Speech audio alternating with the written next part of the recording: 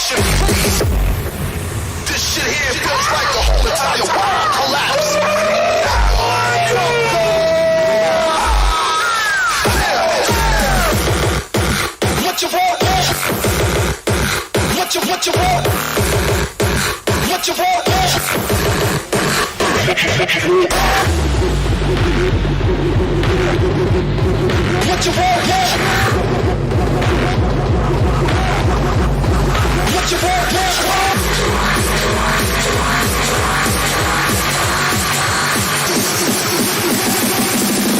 What you want? Bass drop.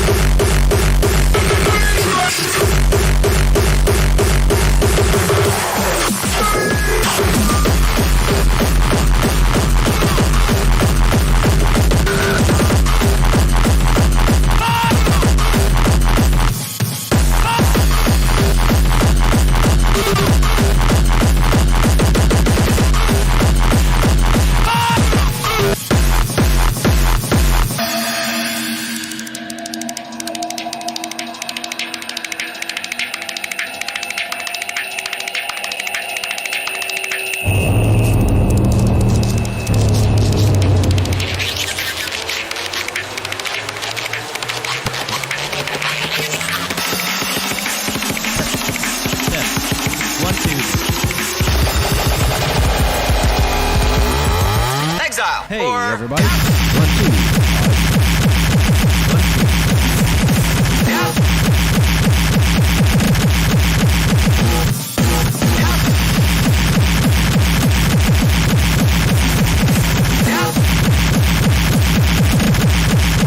Exile for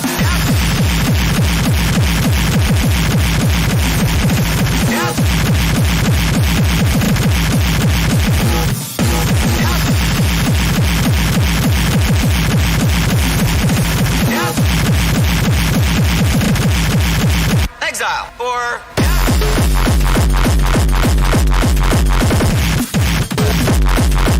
Yo, Aryan. More NTU.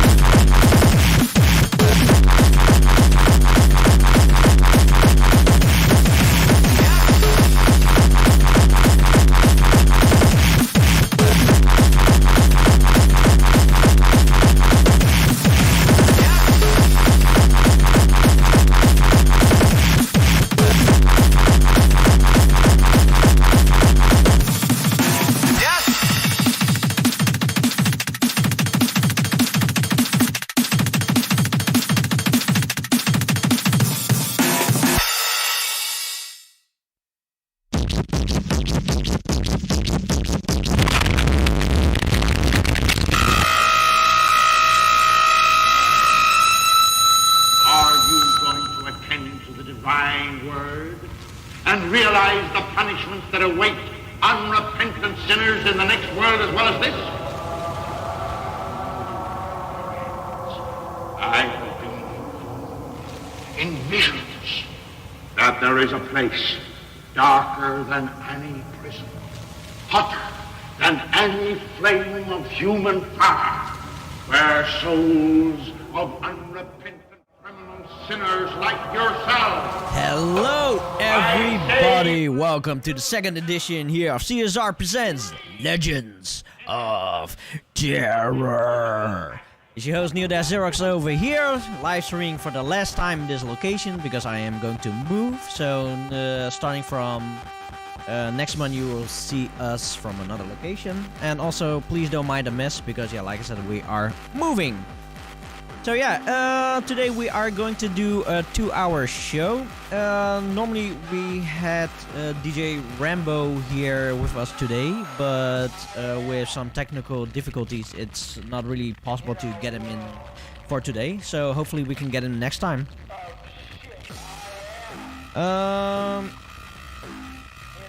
Let's see. Today we are having an interview together with DJ Plague and Stinger, of course, and we also have 2 mixes. So I will say let's start with the first mix, and this is a new one by DJ Plague. So I will say enjoy.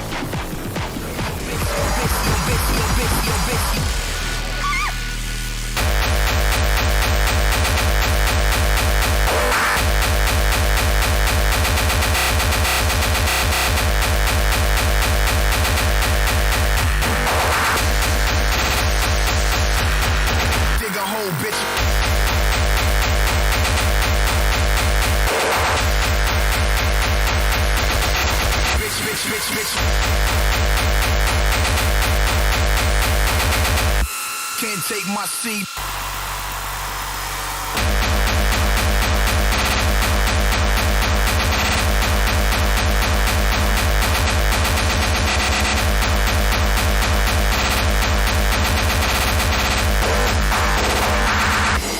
Can't take my seat.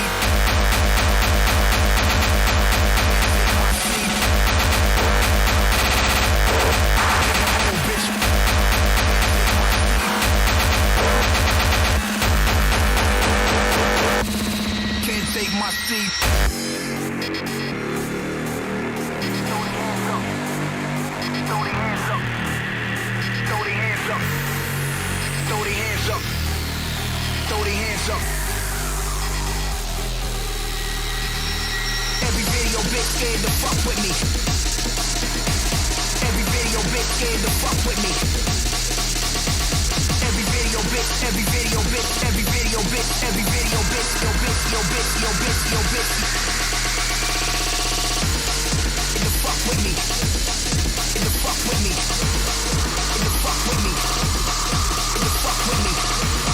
To fuck with me. Tell them other niggas to take shit.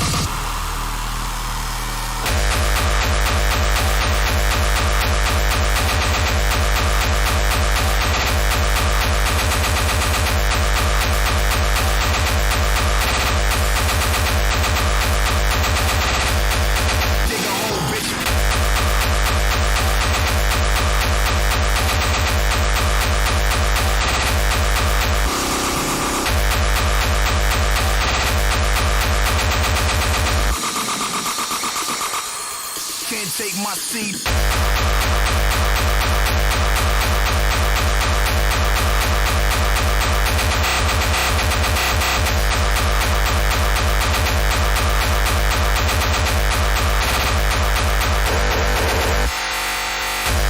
Motherfuckers, you never blow. Motherfuckers, you never blow. Motherfuckers, you never blow. You never blow.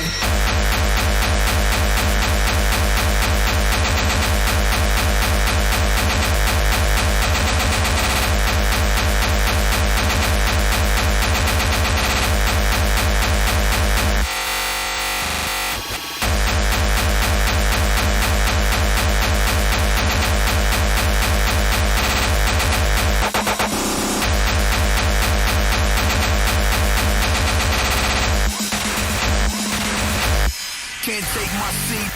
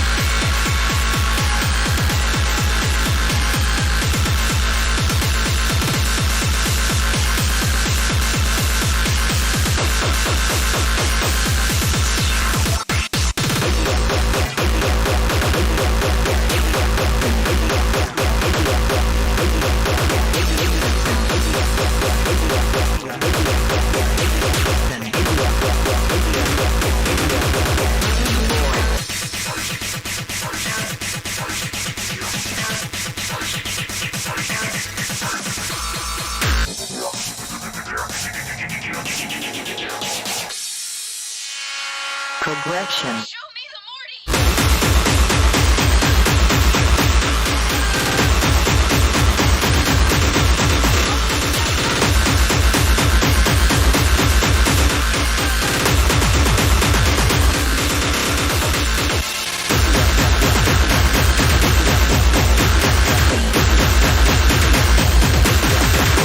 Fuck you.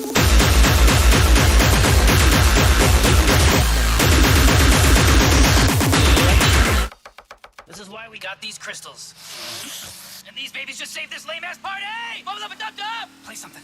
Somebody play something.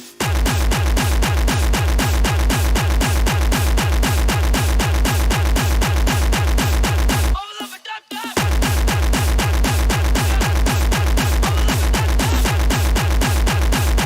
Yes, I did it! There is no God!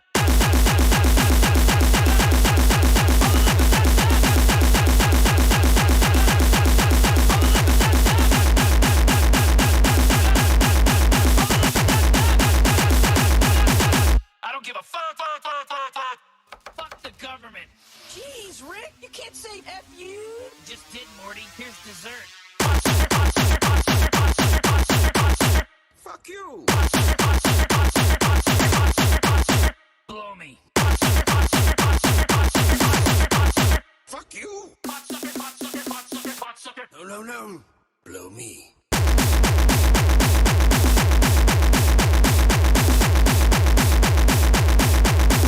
Bubble up and dub dub.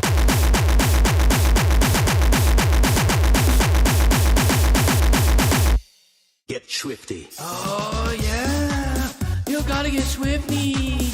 You gotta get swifty in here. It's time to get swifty. Oh, you gotta get swifty. Oh yeah. Take off your pants and your panties. Shit on the floor. Time to get swifty in here.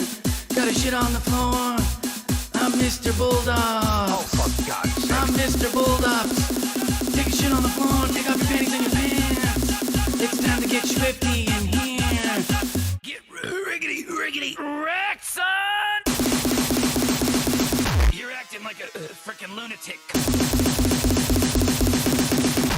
Screw you, Rick! I'm gonna rip your fucking guts out! Calm down.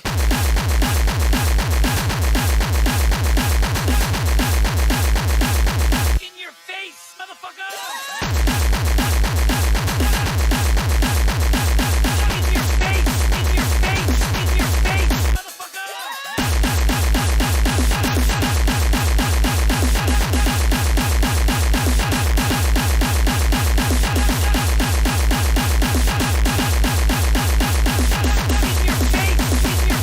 In your face, motherfucker!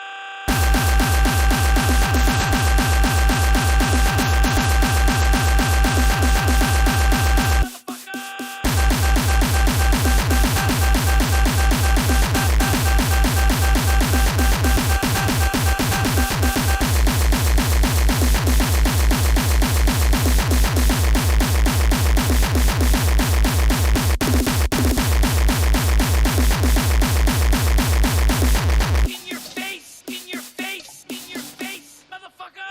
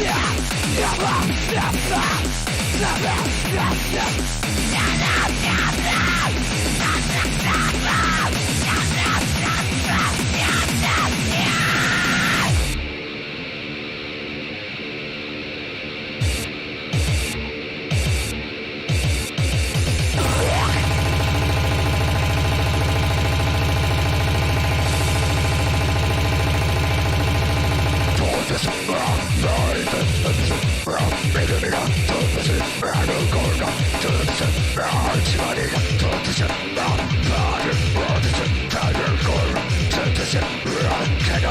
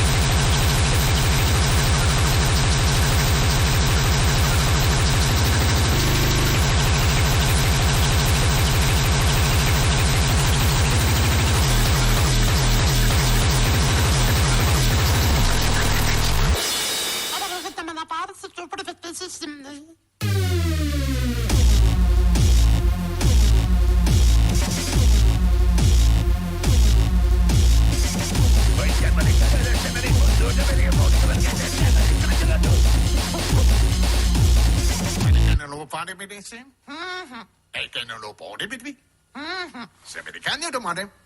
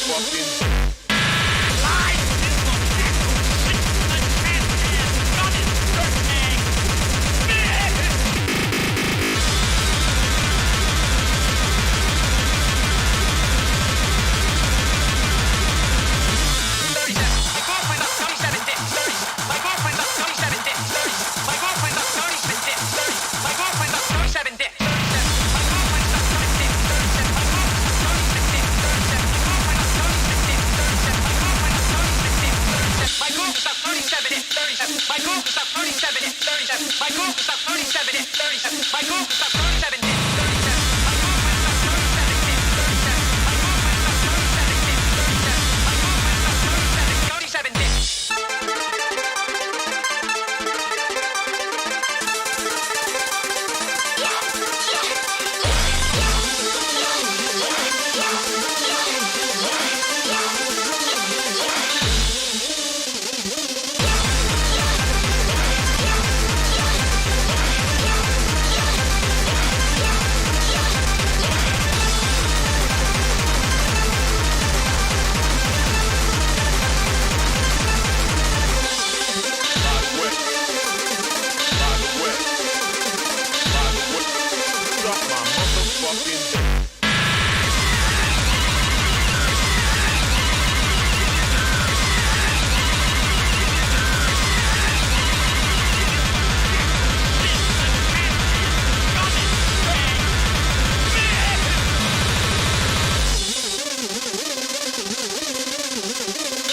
Play that funky music, white boy.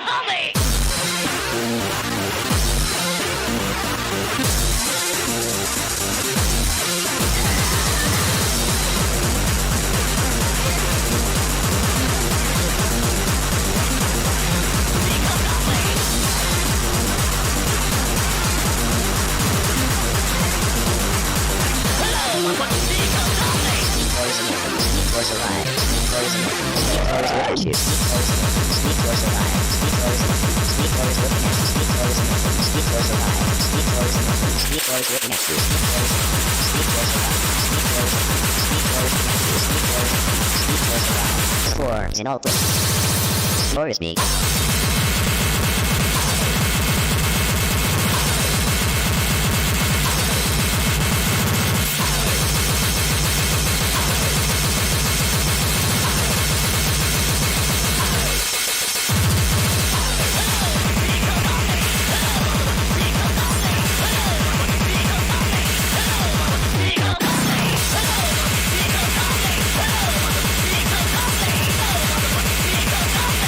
Motherfucking big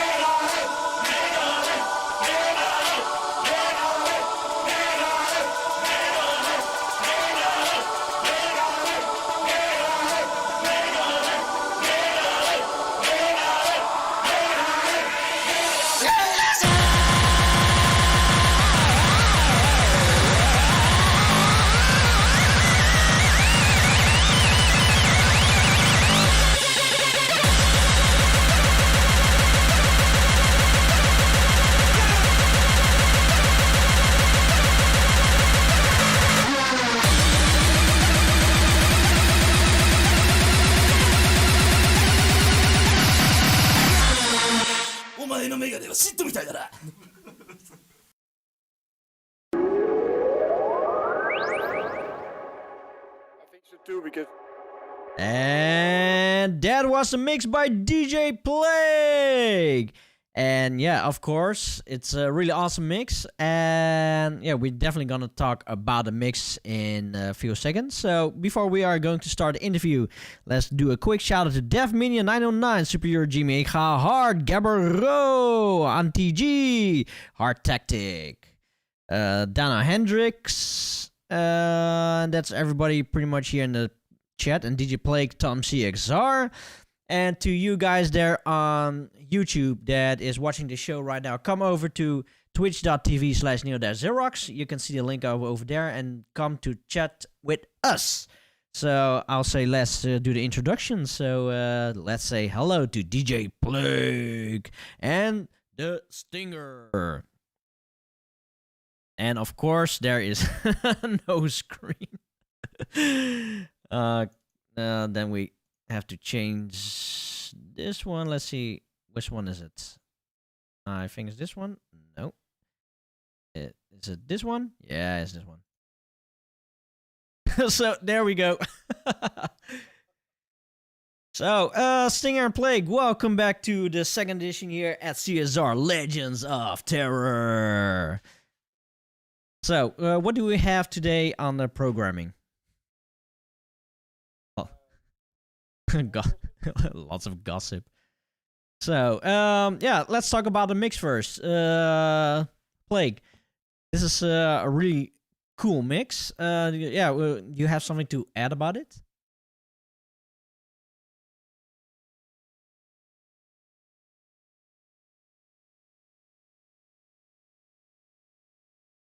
Together, I think I put a couple of, well, at least one a Stinger, one a Mutante. So just to spice it up a bit. But yeah, more of a, for your show especially, a J-Core styled mix. volgens mij is de Let's audio say uit, really. Jody. Zeggen ze in de chat. It's already on. It was muted, but I just saw it just in time. Cool. So we have sound. There is no Neo-Xerox show without technical difficulties. So yeah, Ian, the J-Core mix. It's refreshing. It's a lot of J-Core, and yeah, it's a new mix. It's really cool to hear. So yeah, where are you located now? Right now, I'm in Monterrey, Mexico. Here you can see the mountains. It's just south of Texas, basically. Yeah. So I managed to get out of oppression of Canada with the quarantine hotels and the lockdowns. Although they do have lockdowns here as well. I'm just going to show you a cockroach. Dying or dead. You can see it. Are you actually touching it? Oh damn! Oh man. Oh, eat it. Yeah, eat it. Put Eat it in it. your Eat mouth. Okay, so that is a minion of Terrorland. So it's been there all day. Yeah. Okay, so there you go. There you have it. Stinger. So it's nice and warm. Yeah. And how's Elmo doing there? Yeah, he's doing great. Yeah, he's kind of quiet though. He doesn't say much today. So, yeah, we have something to promote and something to show. So, yeah, there is something new. Am I right? Yeah. We have a CSR slip mats for sale. That's basically it. Oh, do we see the slip mats? Of course. Oh, Elmo got to go now. Then. Bye bye, Elmo.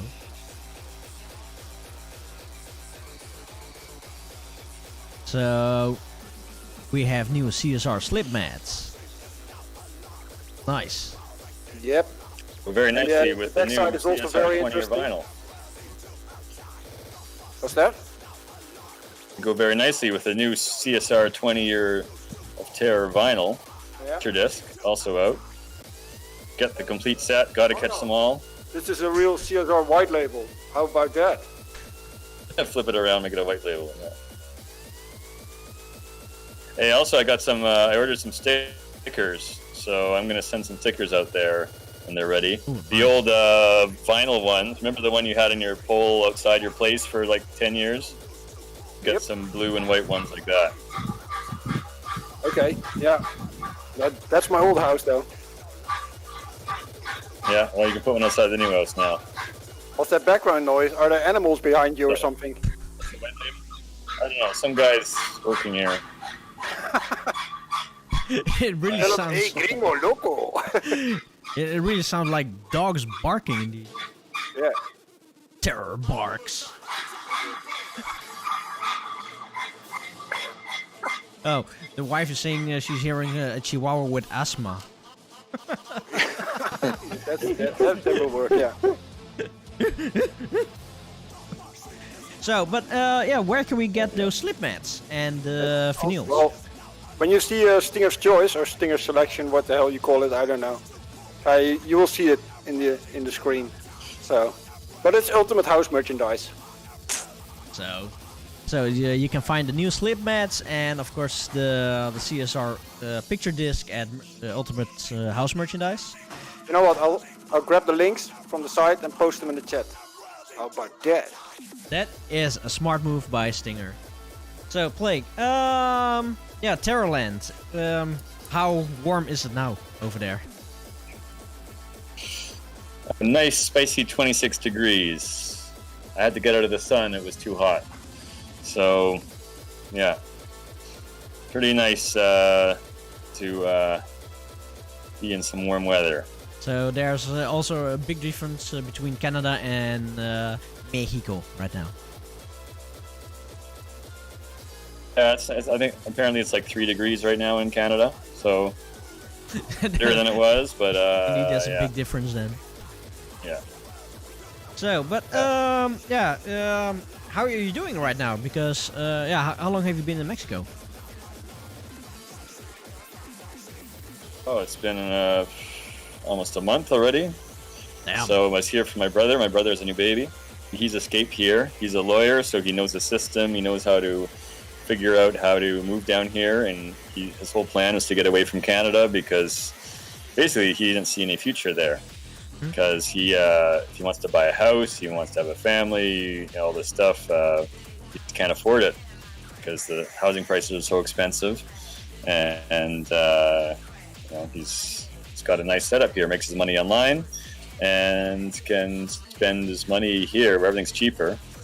You can get a taxi for like €5. You can go across the city. Oh damn. So yeah, it's everything in general is cheaper. So, and it's very nice. It's everyone thinks it's crime-ridden and dangerous, but in fact, it's I've never seen any trouble here. I've DJ'd here many times before in Mexico City. Yeah. This is Monterrey. It's far from Mexico City, but even Mexico City, you go out here at like 4 a.m. on the street there, and it's like any big city. There's going to be trouble somewhere, but it's not about you. I've never had any trouble. All you hear about is cartels and shootings and everything. But Toronto also has its own drive-bys and all stuff in that neighborhood as well. So, it's all right. Oh, nice. So, and Stinger, how warm or cold is in your location? Same as yours, man.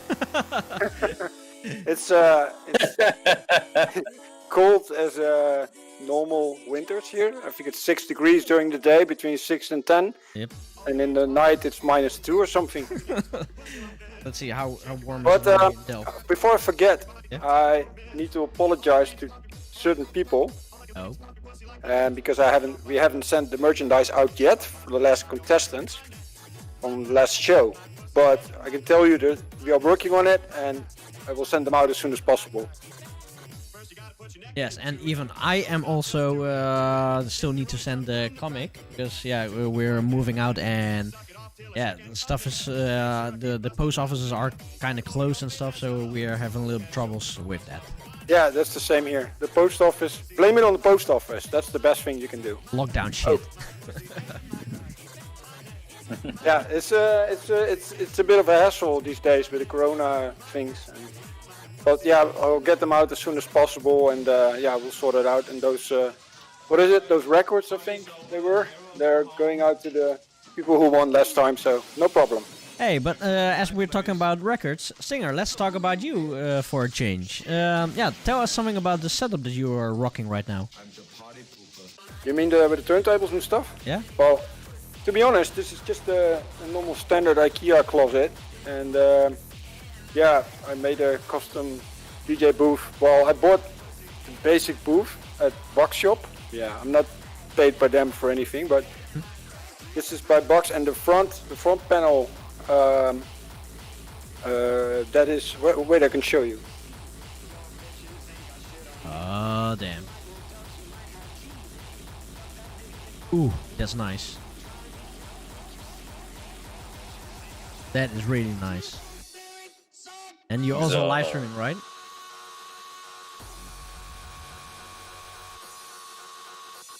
Oh.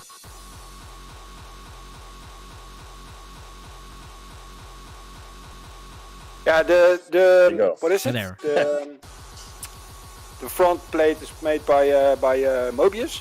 He's also a CSR guy, and he works at what is it? How do you call those companies in English? At the drukkerij. How do you call them? What's that? Print shops? Drukkerij? No, he works at a company where they make all these flyers and stuff and all posters and crap like that. Printer. Like printing company, I think is it called. Yeah. And yeah, he made it for me. He also made a sticker. I never used it, but I have the poster in the front. Of course, still the SL1210. That's my two loyal companions since a long time. I think I even picked one of them up with Ian, if I remember it well.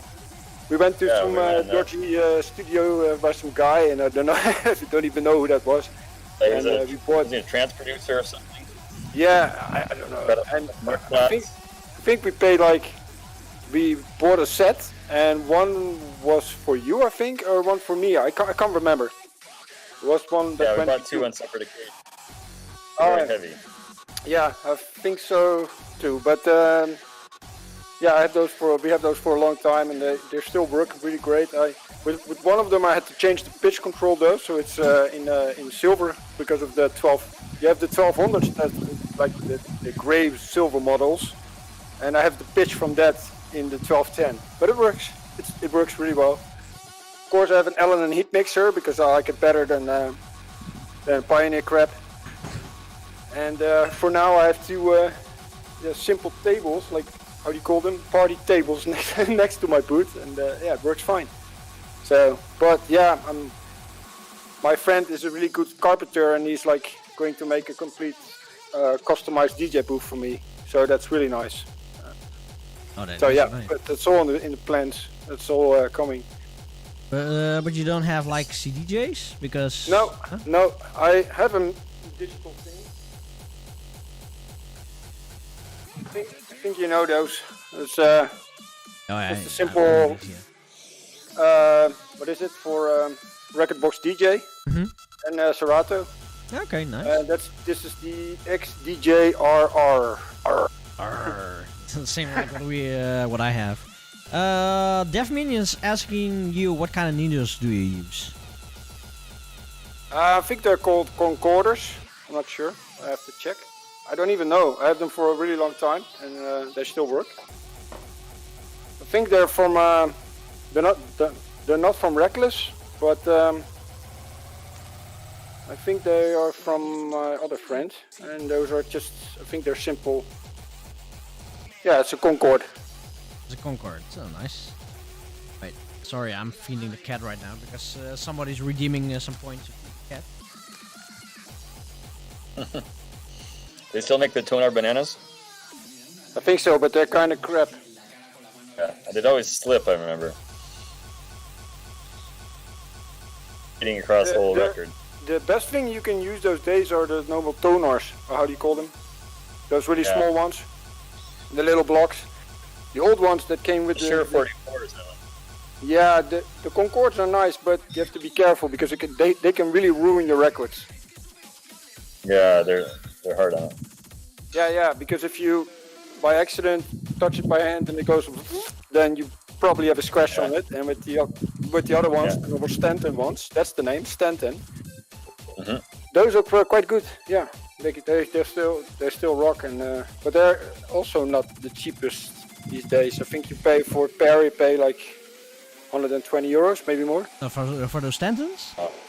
Yeah, for the standard ones. Yeah. Okay, they were like sound a good. budget group, right? No. You had the old ones, the old blue blocks. They were blue colored, but now you have more professional ones. The scratch DJs use those as well, and yeah, they are I think by Stanton, but I'm not sure. Okay. Oh, by the way, about picture discs. How's the quality of picture discs compared to regular discs? Yeah, that all depends on the press plant. If you have a like. Sometimes we get press. I was showing this off before. This is an actual CSR test print pressing. So it's the CSR 13, but then completely white. And they sent those out first to the guy of the label, and then he checks them. But to make a long story longer,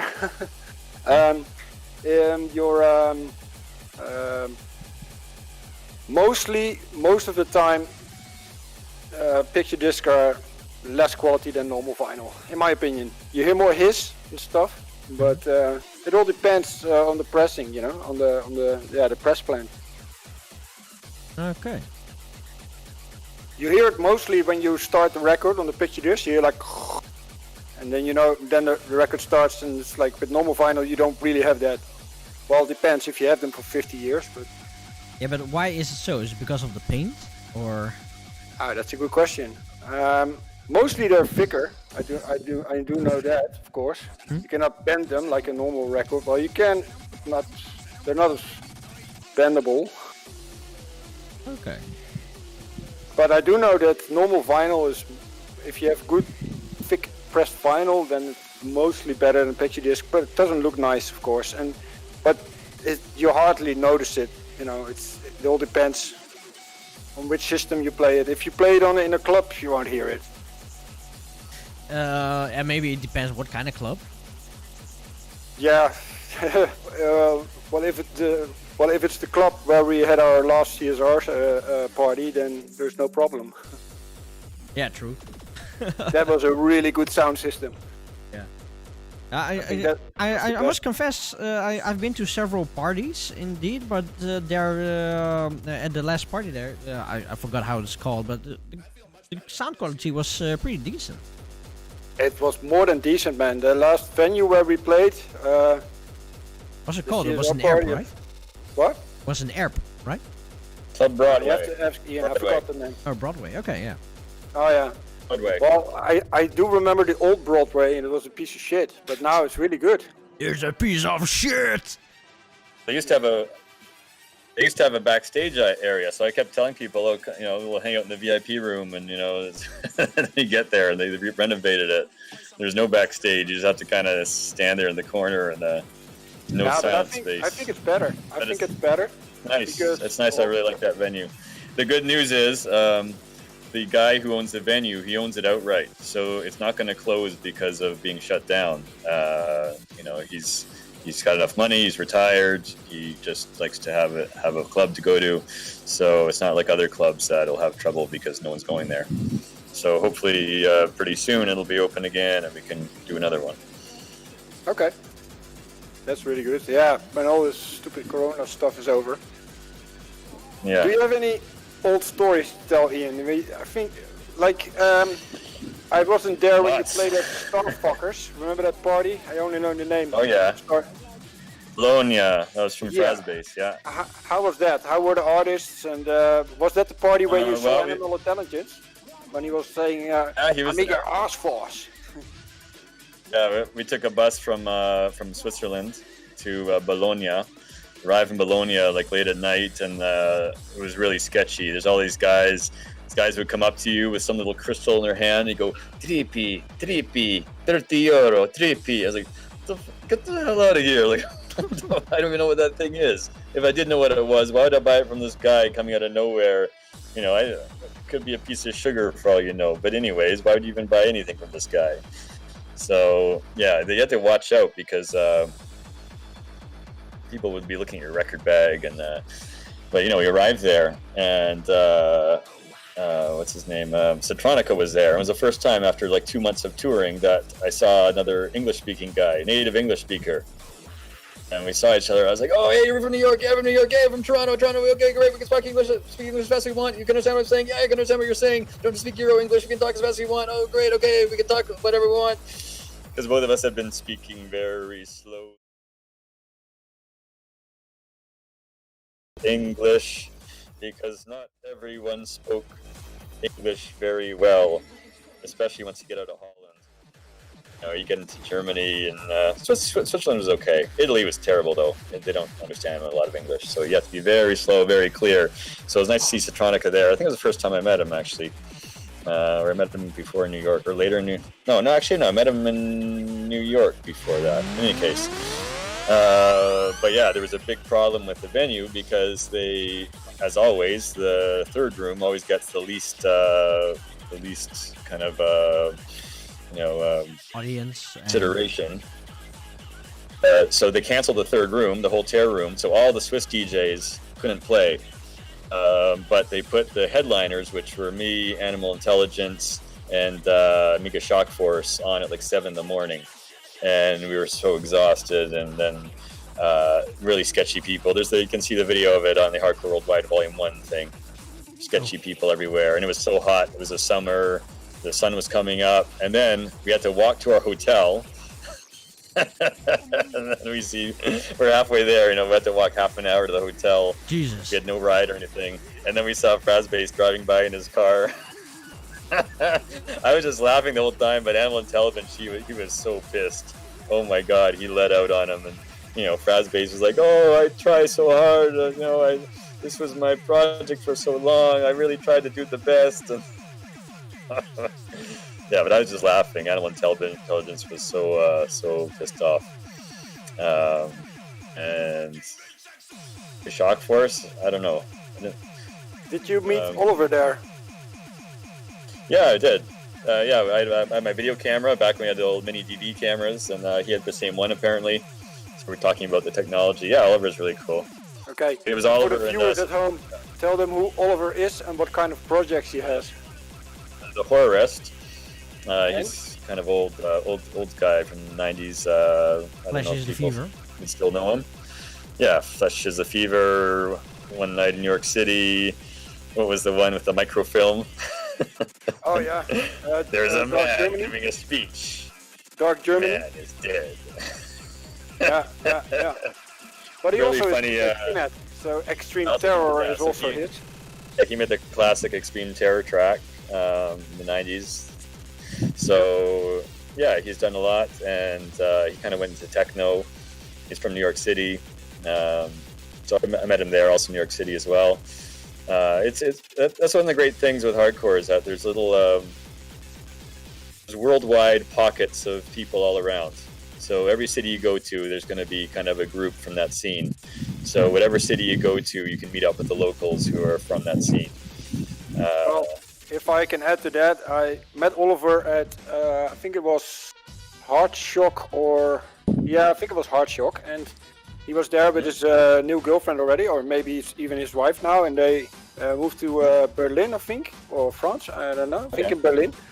And he's, besides Corona, this guy has bookings every week, and he goes to the craziest places by plane. So he's still really rocking doing it. okay. And, He's that's so what I said. I popular. think he moved to kind of the techno scene, and there's probably more potential there. No, he still does his classics. He still does his old stuff, and also the Metal Man, that track with PCP, and but he also makes new stuff, and it's not just techno.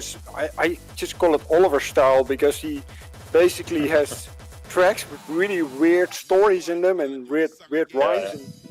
But it's original. Actually, the last time I saw him was in New York City, and I was with George and Natasha and the guys, what's it called, Dash Berlin or something? The two producers of Dash Berlin. Oh I don't wow, know if that's you cool. know those Yeah. guys.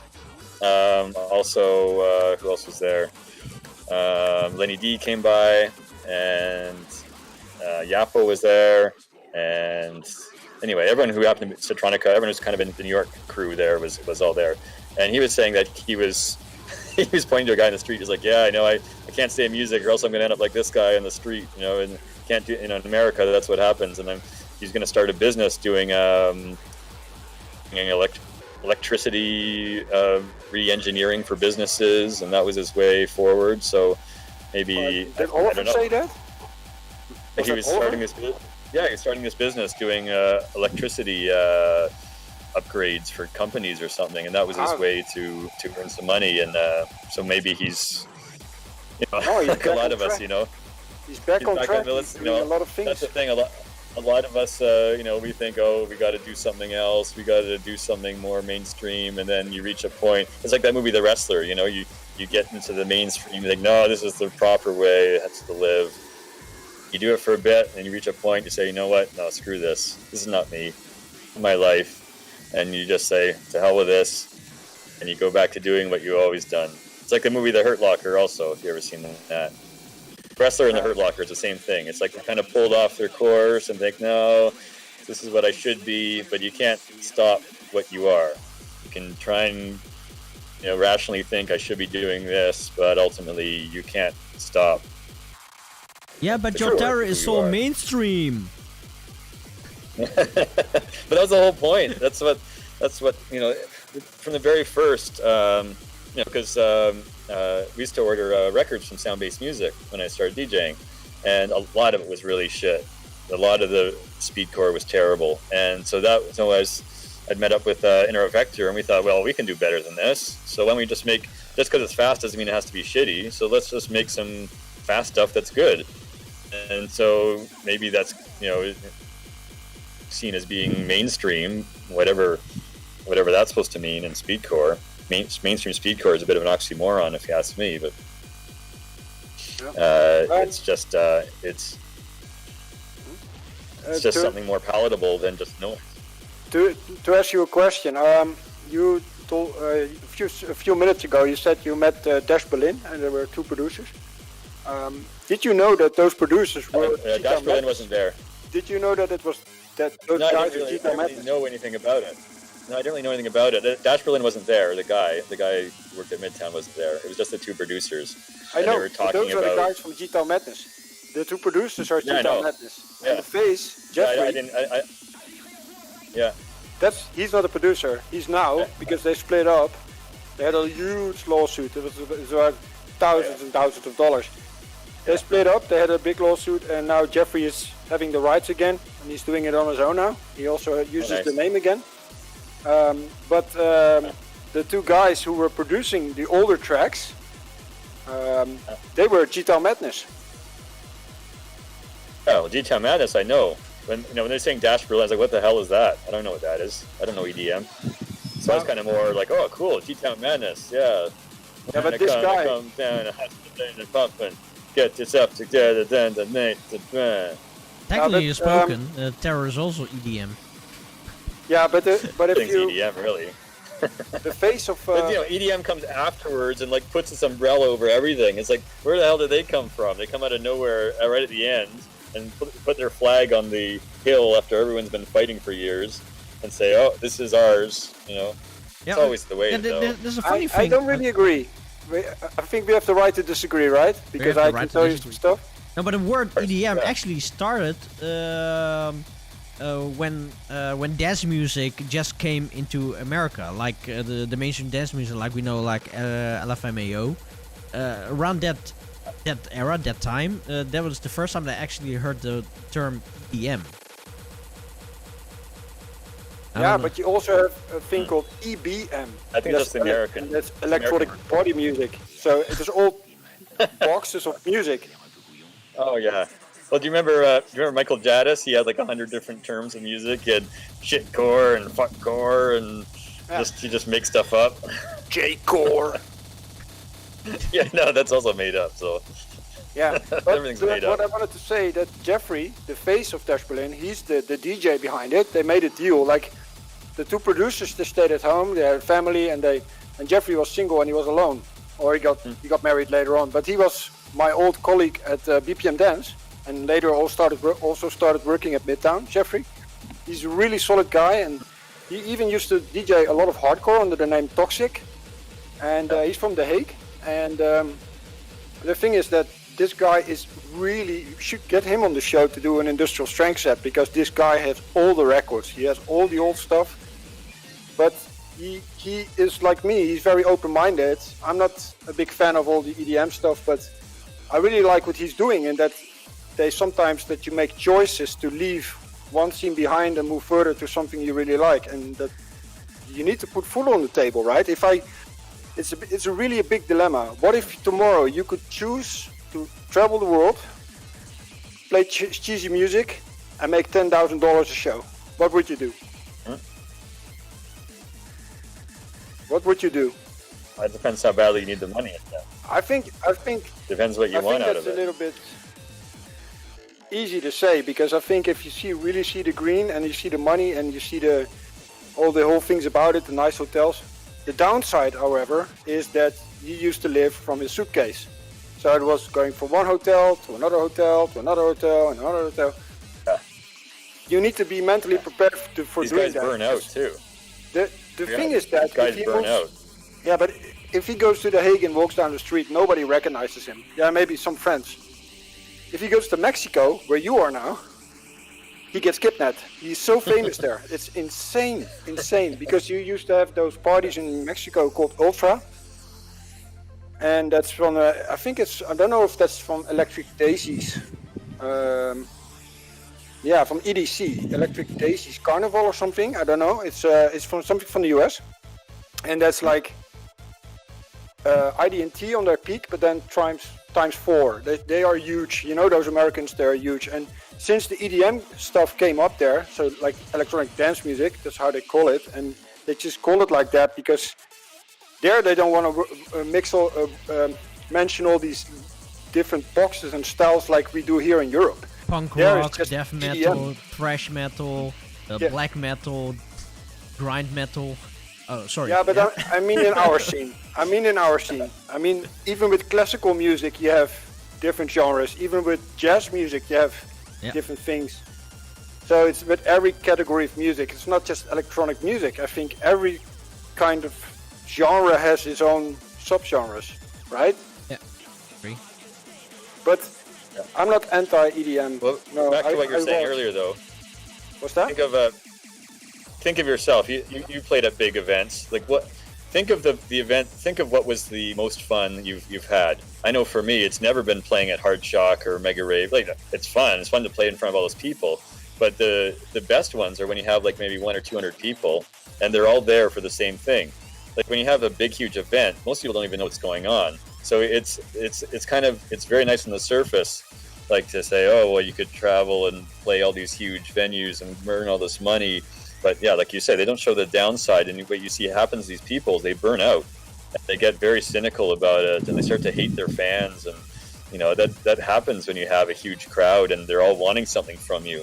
So it's a double-edged sword that isn't seen until you've been through it.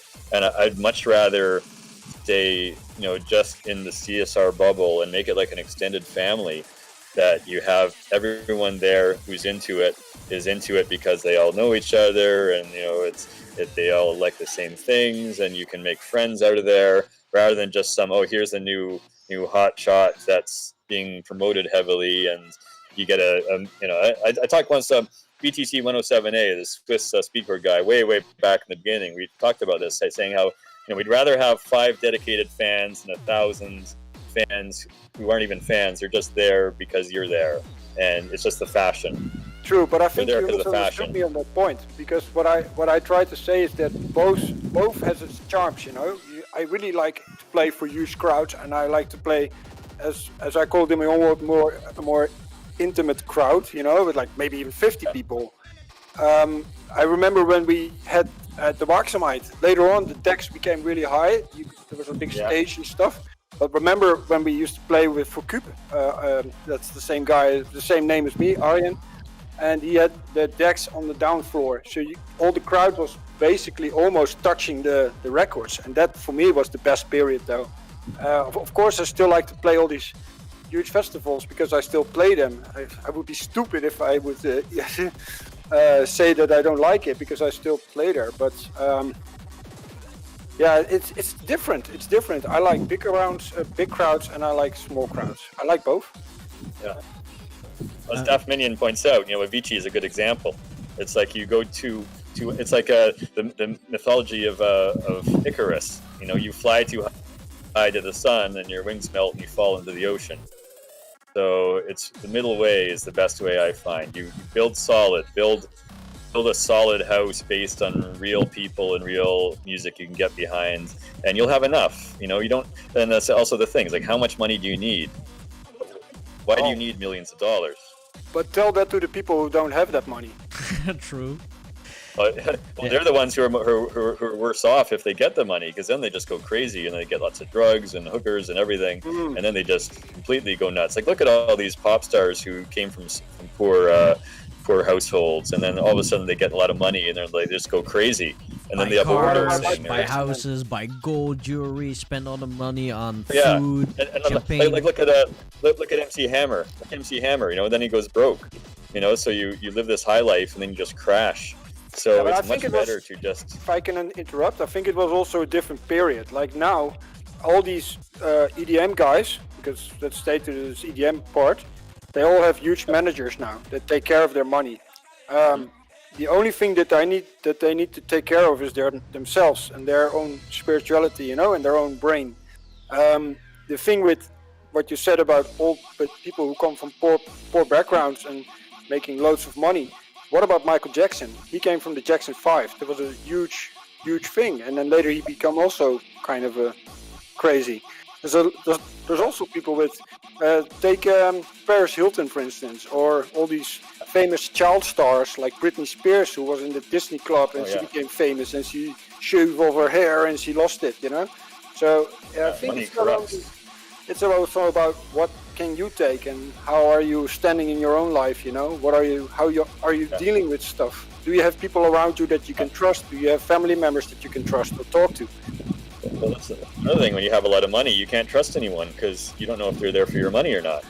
Yeah, but so also it brings in a whole bunch of problems. Yeah, even your own parents. Can be your own parents. Oh, for sure. I've known that to happen. Like, apparently, Justin Bieber, his parents were. Actually, like we also know a mutual person that also that the parents went behind the money or after the money. Oh yeah. Well, in the wise words of DJ R-Type, money make a crazy. So, yeah. Money make it crazy. Hey, looking at the time right now, we are still having the Stinger selection. So I guess let's play the Stinger selection right now. So then we have some extra music, so people don't need to hear our chatter. So we'll be back later. Yo, we're back with the second episode of Stinger's Choice. This month is going to be different. This is not going to be terror or Frenchcore or speedcore. It's going to be early rave, because without that scene, without that style of music, we wouldn't have been where we are today, right? So I'm gonna play 2 records of each label. I'm gonna play a few labels, and I'm gonna play them on our brand new CSR slip mats. As you can see, they look really nice and traditional. This is the classic logo. And you can get them through Ultimate House merchandise. And there's a lot more stuff coming via that distribution. I'll keep you guys up to date. And maybe some Stinger slip mats even. Like I said, I'm going to play 2 records of each label. I'm going to kick off with some Mokums with the Outside Agency. Those guys did really a lot for the scene and for the slow guys and for the fast guys. So I'm going to kick off with some of that stuff. And then, let's see where it ends. Yeah, I'll see you guys on the flip side, man. As always.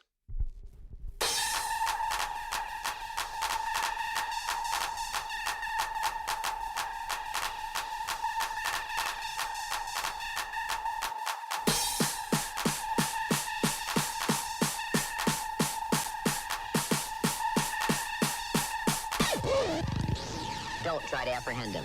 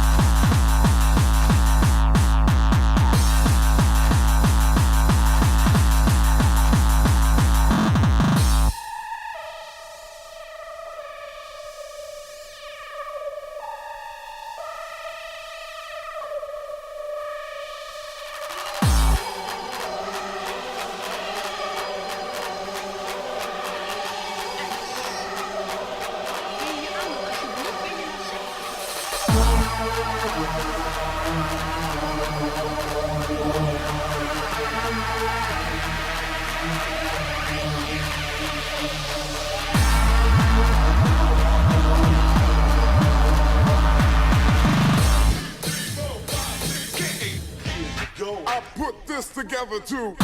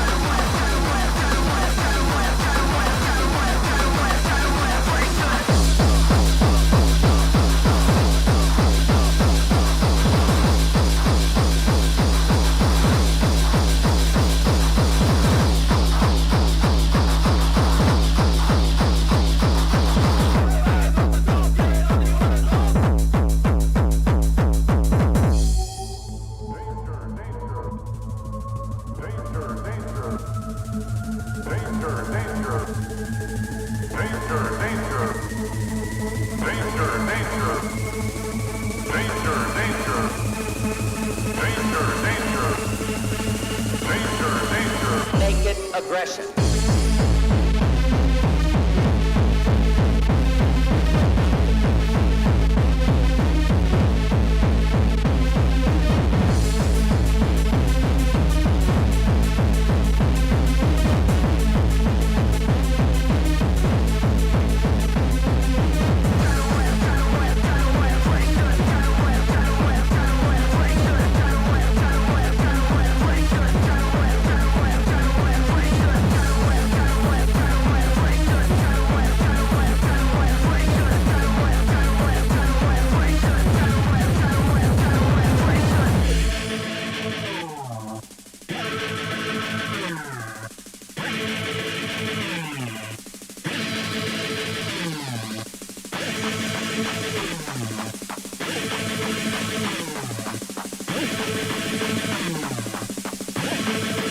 Naked aggression.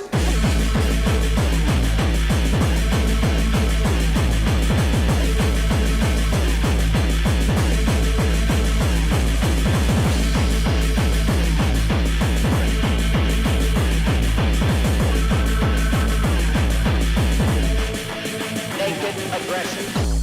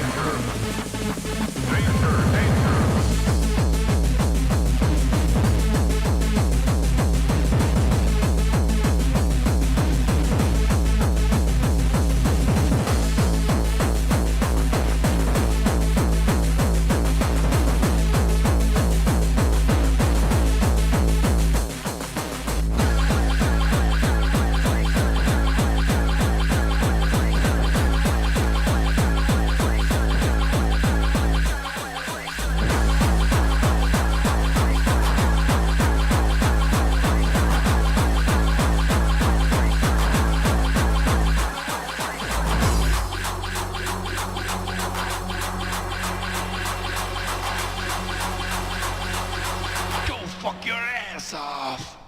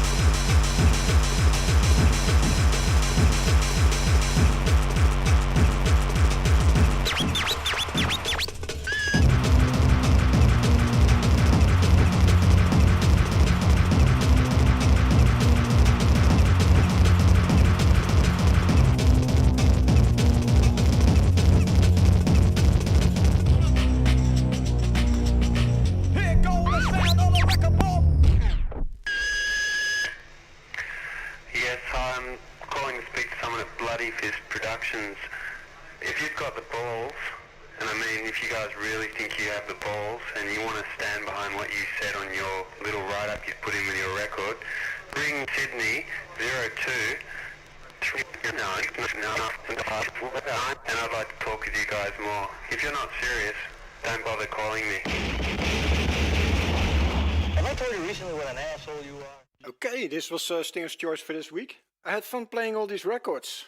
The last few were of course on Industrial Strength, and the other labels were Mokum, Roughneck, and Rotterdam Records. VHU. Okay, of course the Beat Blower, and the other one was by Miss Groovy. If I'm right. Yeah, Miss Groovy. And nice records. So I'll see you guys next month, and enjoy the show.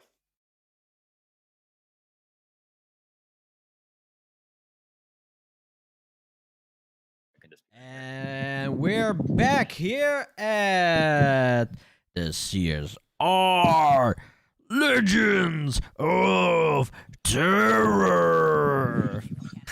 And that was an awesome mix by the man Stinger. Yo. So, do you have any stories about the mix that you have just made? Well, they're basically all records that I used to play in the early days, and even in the second room during CSR parties, mostly kicked off with those kind of records. Everybody who visited those parties know that I did that, and I also know that Plague is a really big enthusiast if it's regarding 90s hardcore, especially Roughnecks and old Mokums. Oh yeah. So basically I have several records here in my closet that are, used to be his. It's like got so many vinyls from Plague in the back here, and and the funny thing is that basically with most of the records that are faster from that day are also considered early hardcore in my opinion, like the old Shockwaves. I think that, to me, in my opinion, that wasn't really terror. Of course, you had the sub-labels Speedcore and stuff like that. That were one of the, and what was the other one? Napalm. And but that was more serious stuff. And I think the Shockwaves was basically also hardcore in my opinion. You know, this was before they gave it a name to it again. You know what we discussed earlier. Then it became terror. And then before that, it was just Gabber. You know, so it's, I don't know. Well, in the UK, it's called Gabba. In Germany, also called Gabba. But it's called Terror in Holland, and it's only called Terror in Holland, really. Yeah, but did you know? It's called. Did you know that the name Speedcore Gabber, where it comes from? Do you know where the name Gabber comes from? Wasn't like a friend or something. Yeah, but what is the kind of a friend. word? It is a Jewish word. It's a Yiddish word. Isn't it? For friend. It's like a Yiddish word. Yeah. Gabber. Gabber. Yes. Is it from Amsterdam then? No, yeah, it's because, the only thing I can tell about it, I don't know the whole story, but I think because in Amsterdam they were known for having a lot of Jews, you know, and Mokum is a label from Amsterdam, and they called it Gabber, and the people from Rotterdam Records and from this side of the water they called it hardcore. And I think it's the big difference is that, and it's not always the case, but Gabber used to be a little bit faster than hardcore. Yeah. But later on, if you, for instance, I have a stack of records here by Mokum. We'll go through it. We'll go through them. Some of them. the library. For instance, you have Rob G on there. That's kind of fast though, with the sex, drugs. Of course, yeah, that's Martin as well, I think. Speed Freak, Riot Nation, with Abba Gabba. Abba Gabba. Yeah. And then you have Chosen Few. That's Gabba. For me, that's Chosen Few. Name of the DJ is a Gabba record. Definitely. Yeah, that's a classic one. Gabber. Yeah.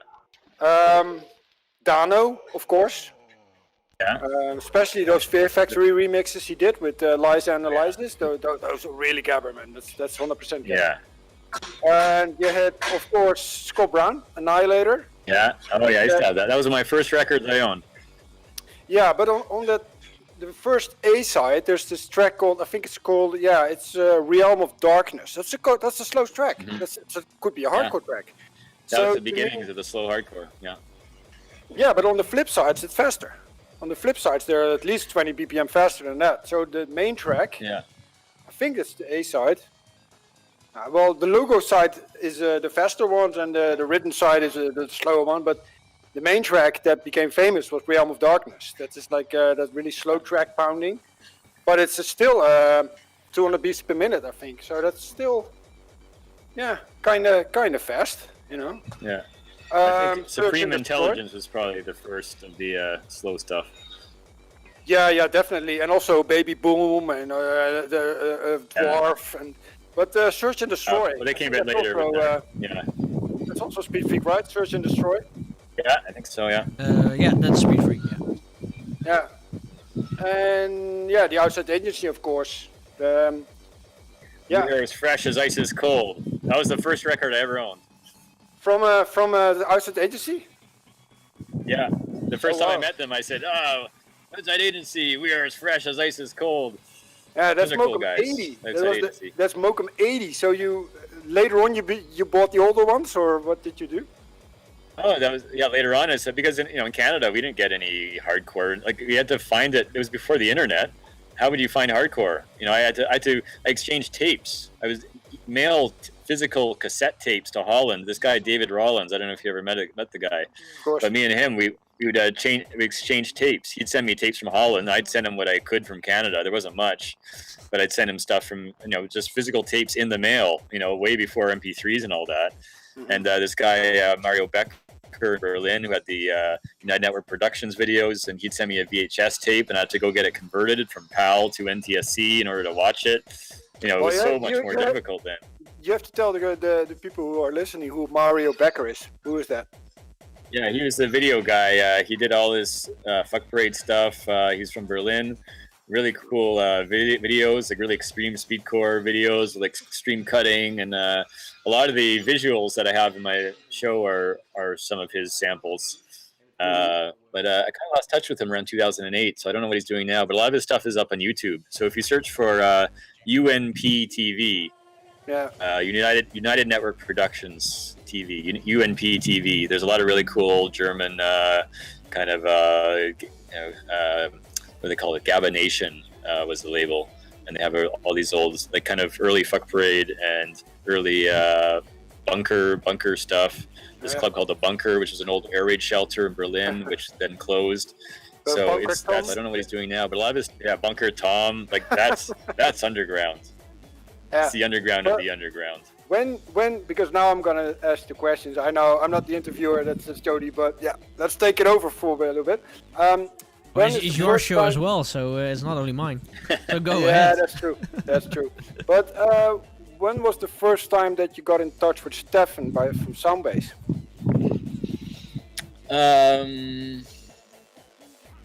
That's the first time. Was it in 2000 when you met me? I think. Well, I remember I would order records for people. Trying to remember how I found sound-based music, but it started with ordering records because you couldn't get them in Canada. You'd have to order them online, but online even. It was like I get this sheet. He'd email me the sheet of all the records that were available that month, and I'd go through and I'd check the boxes, and then I'd go to some friends who also wanted records and say, okay, how many records do you want? And I'd collect money from them. Sometimes they flaked out and wouldn't pay anything, so I just get it for myself because it costs a lot of money to ship it from Germany. So I get all these records in a big package. I spend $100 on a few records, and that's why you go through all these records, and so many were not even very good. So it's like, well, we should just make our own. But then I ordered from him for like a couple of years or so, and then went over there and met him in Leipzig, and then also proposed to do CSR with Soundbase, and he accepted. Summon Underground never got back to us, so we said, well, we'll go with Soundbase instead because Stefan was very on the ball. So we started at Soundbase, and that's where we got CSR 1 and 2, and I'm also looking maybe for the infamous CSR record bag that came from there. Because then Look at this, guys. This we is moved to really. we moved to Holland. This is really unique. There's only It's really few classic. of them. Well, mine is in the closet at Riche. I don't know No, if it's it's still upstairs. there. You know, It's upstairs. yeah, it's upstairs in the design room in the closet. So they tend not to move stuff from there. So that's why I left it. Oh, I thought it was thought- at my place. I think it's upstairs in the attic. Oh, Oh, no. I'll move it to your place eventually, but for now it's at Riche. When I left there last time, I thought, well, best I just because you were moving and everything. I thought, well, I'll leave it at Riche. Give unto Caesar what is Caesar's. Yeah, but he was the Gone only to, one that basically produced those record packs, right? Reach never did it. He had a thing in his basement. It was called a happy machine. It was a stitching machine, and he sat there stitching these bags on his own. And Wow. he put the needle right through his thumb, and his thumb was all bandaged up. Oh my God! Like this big long needle. He fed the thing in, and it must have gone right through his thumbnail, right through the finger. Oh my God! I thought, So why is are you there doing some this of them, yourself? So is there some of Stefan's blood on our record bags? That would be I worth don't know. money. Yeah, it could be. Well, I know there's some CSR live show blood on mine, but not on that one. He was Bloodbath! Yeah. like he was doing lots of this. I did stuff for Radium also, but you know, I think he doesn't do it anymore because since records are out, that's the thing. He doesn't do the record things anymore, but he's selling merchandise again. I saw. Okay, well that's good. But see, it's not the same. Like that's why back in 2010, I thought, well, the writing's on the wall. Like once records are gone, that's going to change everything drastically because anybody can get into it then. You have to be really keen to know all the records and to spend all this money to buy records that may not even be good, just to sift through them to find a few. Learn to mix them. And you got to have the turntables. You got to spend all this money for the whole setup. So it really makes sure people are keen. So any other DJ you meet is also very, very keen into the music and very, very knowledgeable.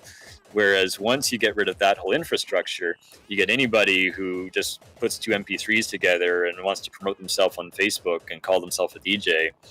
And sure, those people will come and go very quickly, but it just dilutes the whole thing that the guys who are really keen, they get drowned out by the whole noise of everyone who's just a hobbyist. True. And what is because we're talking about distributions now, well, we all know Simon Underground from the UK. Did you order some records at his, or was it just Soundbase and I never did. I don't know. I like Soundbase's selection better. Because back in the beginning, like me and Vector, we thought, okay, well, who is going to distribute our stuff? And I was dealing with Stefan, and he was dealing with, he knew Simon because he met him in New York one time. And so we thought, oh, well, we'll send a proposal letter to both of them. Yeah. And we never heard back from Simon. And then so I thought, well, let's go with Stefan because he's on the ball. But then Simon got mad that we didn't go with him. And it's like, well, we sent you a letter, and I guess he just never got on top of it or never responded because he was busy But I'm glad we went with Soundbase because that was good. Stefan's. Well, they're both really cool guys, you know. Same goes for their. I don't know if you ever heard of that distribution in France called Mad Dog. You never heard of Mad Dog? Only the yeah, I met the guy too. He passed away Toolbox. recently. He passed away. I know the guy. Yeah. He did? Oh, really? Yeah. With the Toolbox he did? No, that's Chris. what happened? That's Chris the Toolbox. That's Chris. He's still doing that. Toolbox is bigger than ever, man. It's huge. There's still a lot of vinyls being sold there. And okay, I can spill the beans a little bit. I think I can. I'm not sure. Yeah, I'm gonna spill the beans. I'm having this sub-label. We all know that, Corn One, and I started a new label recently called Corn Acid. And the same guy who did the distribution for our last CSR vinyl, the one on Ultimate House Merchandise. He's also going to release new vinyls for my label. It's totally different than the CSR stuff. It's mostly like with a solid foundation though, with hard kicks and stuff, but only with acid and other like old drop-based network, those kind of things, you know. Oh yeah. And for the first release, I already gathered some artists. I cannot tell you all the artists that are going to be on it, but yeah, I can. Okay, other I question. can tell you that one of the guys who approached me for future finals is Carl Corinci, and all the really noobs that really know all about American hardcore know that Carl Corinci is part of DOA. the old DOA from the US. And he said, "Hey Stinger, are you still looking for tracks?" So he's really keen on releasing one with me. And yeah, we have also some other artists I cannot really, because they asked me not to tell yet. But I also have Fiend from the US. So I'm basically going to spill the beans for the US. So Fiend is going to be on it, and he's going to go completely mad. But that's it, and myself, of course. But there will also be other people on it. The biggest question is, what is the release date? That's the producer deadline, because we have to work with deadlines these days. That will be July, or June, I think. So I really hope that Nick can get the stuff pressed as soon as possible after that. So it will be summertime. And I still have to black Ian for some artwork for the stickers. We got a giveaway, so maybe he can make a sticker because he already made the Koi and Acid artwork when he was at my place last year. No, already the year before. Wow. And he made some really cool artwork, and maybe he can. I don't know if he still have those files on his computer. Somewhere I do. Well, I've just ordered some stickers from Sticker Guy. So those are vinyl stickers. They're coming soon with the CSR blue logo. Okay, so we'll have some of those for a giveaway. Yeah, that's nice. What about we have a giveaway, don't we?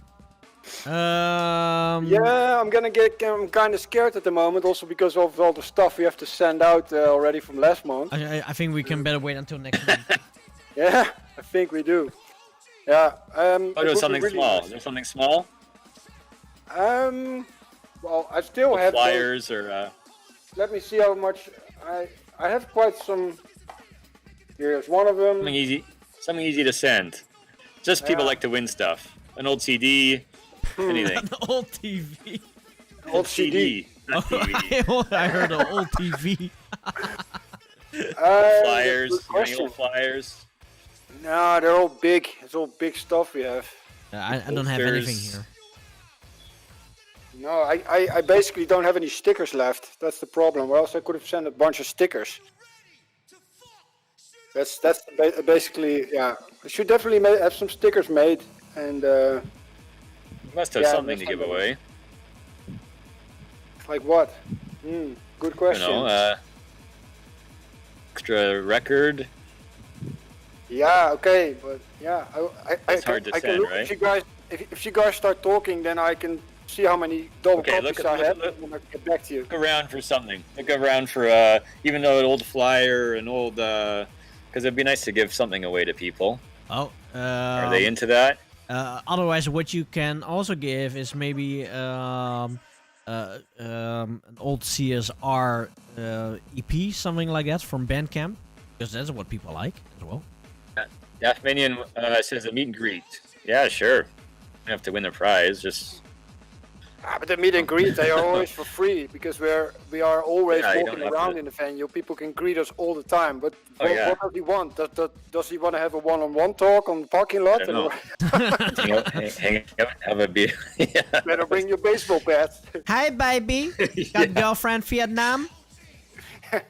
Yeah. But see, that's one thing I like about. That's one thing I like about the sort of terror people is that they're approachable. That's the thing I learned from the very beginning. I remember seeing Drox in Germany, in Berlin, and just went up to him and just started chatting. And same with Speed Freak, I just went up, hey, Speed Freak, and there's not this sort of superstar attitude that you get. So meet and greets are anytime. See us, just talk to us, whatever. Yeah, you don't have to win those. That's ridiculous. If you approach us, we're always ready to talk. It depends on how much we had to drink, but it's then again, we are doing a stream like this, so we can also invite them to the stream, so they can have a session with you guys, have a talk with you guys. Yeah. We can also do it this way. Or I know one. I did this. I don't know if you followed up on it though, Jody, but I can do I'll do a portrait for somebody. How about that? Then we don't have to send it. Yeah, that's doable. That's doable, indeed. Or a logo portrait or something, whatever they need. Okay. How are we going to do this then? Are we going to do it like? I'll do the CSR. I'll do the CSR themed portrait. I've done that for a bunch of people on Facebook. So, okay, but are we doing a question or are we doing a random giveaway?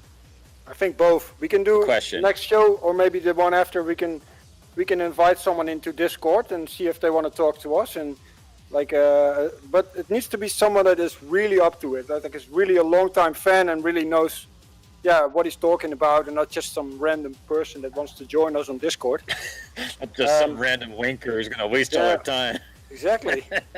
Well, but people that are actually watching this show, they aren't random people because they are definitely already fans of the show. Because others they will not be here in the first place. Okay. Random winkers need not apply. Yeah. No, but we can basically do that. And what we could also do, because I'm doing also sometimes really small master classes of like 30 minutes to 45 minutes for people who don't know how to produce in Ableton. I'm only working in Ableton. If someone wins, we can do that next time. We have to think of some kind of a prize. What we can do, they can win a workshop for me through TeamViewer. I don't know if people ever used that before. Then I can see their screen and I can maybe help them out with some Ableton stuff. You do a portrait for one, and we can do a portrait right now, just so we have something for them. I'm going to promise everybody and say, oh yeah, next time. Just got to have something for them right now. Just to stir the pot a bit. Okay, so let's see. What can we ask? I don't know, Joe. Do you know the? Any merch. I don't have any merch. I checked the records a little bit, but okay. Forget the merch. I'm going to do a CSR portrait. Cool. CSR portrait. Yeah, I don't really have that much of a question. I don't even know what to ask because if I do giveaways, I just give a random giveaway and people can win by chance. Well, how many people do we even have here? We got Melon Pond, we got Moobot, we got Daft Minion, we got Tommy CXR, we got 20 people here. Else? We don't even have a lot of people. 20 people here. Okay. All right. So there's also six. Oh yeah. Because I keep an eye on. They're not here responding, so. No, forget that. They can come on here. If you have a second, I have to close the door here because of my girlfriend turned on the TV and that's kind of cool. Okay, question time. Oh, by the way, everybody on YouTube, come over to twitch.tv/neo-xerox because here is all the magic happening. If you want to win the prize. If you want to win the prize. Yeah, if you want to win the prize. Okay, question. What? I've got one, but you really have to know. Okay, we'll try it. Who, according to himself, is the hardest DJ known to mankind ever? It's gonna be. I don't even know that one. I want to see if anyone answers it. He's from Toronto. It was from years and years ago. But he's kind of a running joke and also the happy hardcore scene as well. People knew him all over the place. Scott Brown even knew who he was. I think it's too difficult. Hardcore and I don't even know. The hardest DJ. It probably is. I'm just going to see if anybody knows it. The hardest DJ known to mankind ever. He's also inventor of the genre called sexcore and shitcore. I have no idea who that is. Oh, but that's the hardest DJ from Canada, right? Hardest DJ. He's from Toronto. Yeah. Say it if you know it. I don't know it. It's before your time. It was before I knew you. Definitely is saying Deacon No. Good I guess, only know that good friend guess. Rick or something. What's his name? Your old partner from the parties you used to throw. This is very niche. This is. I don't expect anyone to get this. Deacon Bastardizer, that's a good answer though, but no, that's not him. But kudos for knowing Deacon Bastardizer. No, this guy. Yeah. I don't expect anyone to get this. I'll give it a couple minutes, and then I'll change the question. Yeah. What the fuck? I think of another one. This gives me time to delay until I think of a question. And that's why I'm just doing random giveaways because we can do I know a nice question. How many parties did CSR throw in the Netherlands in total? How many parties did we? I don't even know that. How are we supposed to know that? Party flock. Go back and count the flyers. Go party flock. Yeah, that's just okay. I have a better one. Okay. Want your own CSR portrait, and the best explanation wins. Then you get somebody who actually wants it, not someone who just like, okay, whatever. Whoever can give the best reason for most creative reason, because these are intelligent, creative people, so we can have something a bit more challenging. So What's a okay. portrait? Can I explain? Let's see. Basically, it's a cartoon version of them with the CSR logo behind it. I've done lots of others for in the money. past on my Facebook. I don't know if I have any available, but anyway, it's a stylized portrait of you. I can even do a logo. If you want to do a logo, I'll do a logo. Is it Just, like You used to have like $100 for it, right? For a logo. I did, yeah. So this is very, people ask me to do this and ask for like 100 euros to do this. So this is a pretty fancy prize. Yeah. But I don't mind doing it for someone who really wants it. Basically, it's is the one a with the Eve stylized. would you make? Yeah, one like that. That's for example. Okay, wait. Let's see if I can get it on the. Can you show that? Wait, let's see if I can get it on the stream. Of course, you go to Discord and say share screen or something. I'm so not definitely know working that. on Discord with this. Let's see. Then I think I need this one. Yeah, there we go. Okay, another example is: do you remember the Legend of Terror flyer? All those portraits. Yeah, that looks solid. Legend of By the way, Terror. the previous answer was Michael Jadis. Okay, I really don't know that remembers guy, him? man. I heard of him. It was- but that's it. Yeah, it was kind of a joke in the Toronto scene. Just seeing if anyone knew that depth of history. Yeah, Evil Mind. I did one yesterday, so kind of like that. Sometimes I do it with the CSR logo behind it. Daft Minion, I guess I did one for him before. Yeah, he won something last time, I think. I'm not sure, so he's out of the competition. Reason. I don't remember the reason. We do need to think up really fast because we are almost at the end of the show. Actually, we're already at the end of the show. So. Yeah. We got Daft Minion and Melon Pawn. What we could also do is if what. Oh yeah, I remember that one. Taekwondo uniform guy. Yeah. Oh, that was a good one. So he knows about it. You know what is a good thing? It's a really good thing because we talked about it like this evening. We suck at promoting these things with streams and all that stuff because we're basically humans and we're from another dimension. We're not from now. And maybe there are some people in the stream that want to help us out with promoting the stream a few days before. That would be really nice if they want to help out and spread those things on all those forums on Facebook. I have no clue what it all is. If you can help out with promoting this show, that would be really cool. And if you prove actually with screenshots that you posted those things in groups, maybe we can send you an extra record, That would be really nice. If you could help us out promoting the show. You don't have to do it for free, obviously. Maybe when we throw parties again in the Netherlands, you get a free entrance or something. I think that's a good idea, or not? Yeah, well, cross that bridge when we get to it. Okay, for now though, ding ding ding ding ding, hot dog, we have a wiener, melon pawn. Send me a pencil sketch of what you want and I'll do it. Nothing too crazy though. I don't want lots of back and forth because it's for free. Usually I charge a lot of money for this. So send me best drawing you can of what you want and I'll make it a vector for you so you can put it on stickers and posters and whatever else. An interrupt vector? Melon pawn. Did he win an interrupt vector? Nice. Melon pawn wins by default. The two greatest words in English language. Default. Default. He's interrupting your vector. So, Mel, you Send me have his email, so you can contact him. No, mine has my email. Okay, send me my email. Don't send it to Facebook because I'm sick of Facebook. Send him my email. Intervector is tough to get a hold of. So was Rambo, but Intervector, he's got a family and job and everything. He's been kind of out of it for a long time, but I'll keep trying. I've been trying for years to get him to come to Holland. Maybe we can ask Leroy. I can ask Leroy. Sure. Too. Okay, send me an email then. He has to do it because he's on the stream now because we mentioned his name. If he backs out now, he's a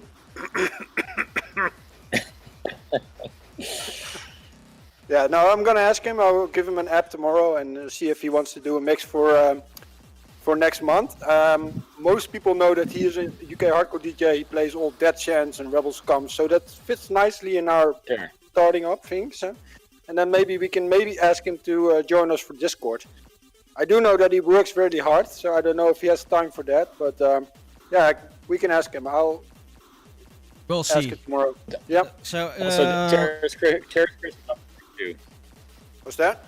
Got him as well. We got also Terrorist Chris who's up for it. Oh yeah, Okay. we have enough choices in the future, so this is not Yeah. the last time that we're gonna do the show. So to everybody out there, there is a link down there, Discord. Wait, let's see here, discord.io/CSR Terror. If you come into this link, that you will come at the server where we can discuss CSR stuff and other kind of stuff, or all the other shows that I'm also doing. So come over to the link over there. And if you want to follow the CSR socials, then you can find the link, here, down there at linktree/CSR Terror. So for now, this is the end of the show. Melonpon, thank you very much. Congratulations with your prize. And let's do a quick shout out to Dev Minion, DJ Plague, Melonpon, ik ga hard. Who else do we have in the chat? Max VS, I'm the banana.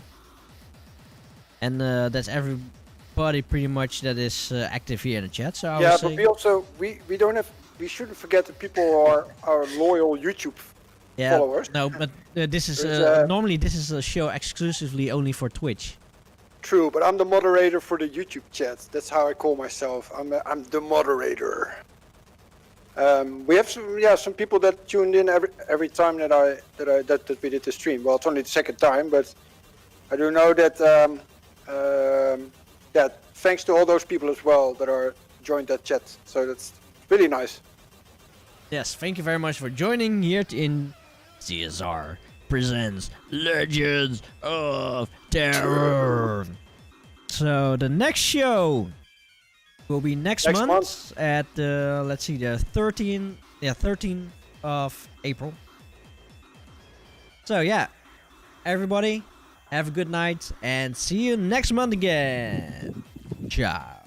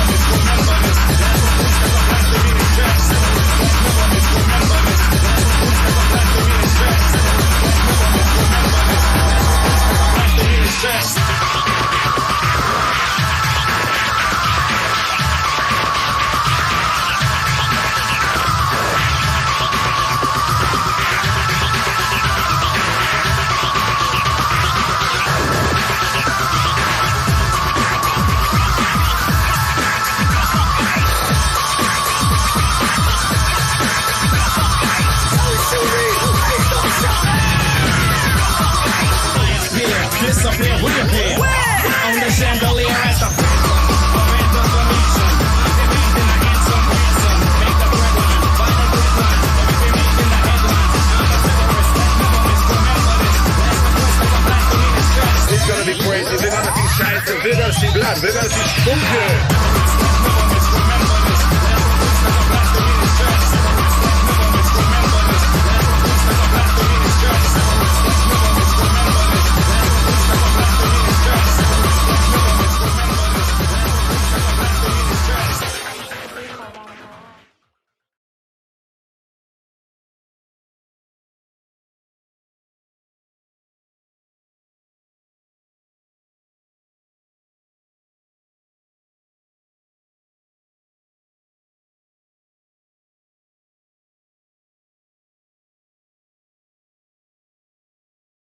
welcome and to the riders of Neo-Zero. Thank you so much for the raid.